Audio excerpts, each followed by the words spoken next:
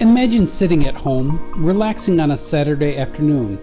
Perhaps you're reading one of your favorite books when you hear a knock at the door.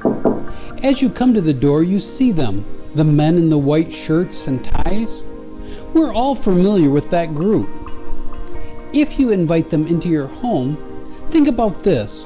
What would it take for you to change from what you believe? What we believe is bound up in our culture, our family, and our friends. What would it cost you to change from being a Christian to another religion? In northern Thailand, the Lahu are animists. They believe that there are spirits in the rocks and the trees and the rivers and all of the world around us. And these spirits are never good. They are out to hurt us. This brings fear, so people try to appease the spirits through offerings. And many people will wear a good luck bracelet. This often takes the form of a white string tied around the wrist. The string has been blessed by a priest or the local shaman, a witch doctor. The Lahu villages are a collection of families. Everyone is related to each other in some way.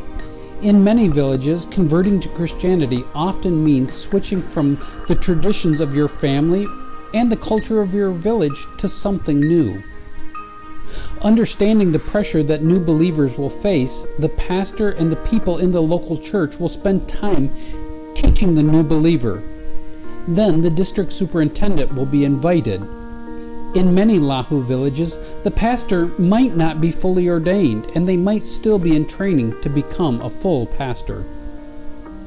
When the district superintendent comes to the village, they will spend time explaining what baptism means and then interviewing the candidate. When the dais is assured that the person is ready, the church will go to a nearby stream or water reservoir, anywhere they can find enough water for the baptism. A baptism is a time of celebration, a time of singing and rejoicing that God's kingdom is growing.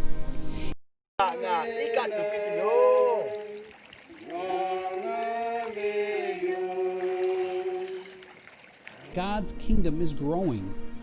It is after the baptism that things really get interesting.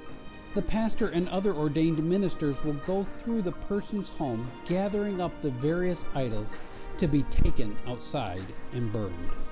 So we just burned today about the, how you say that, the horn? The idols? The idols, like that. So the horn of the idols, they have the bamboo, and they have a cup. The cup is they put a water or something drink about drinking. So that means the idol is can protect this house, protect the people who is living in house.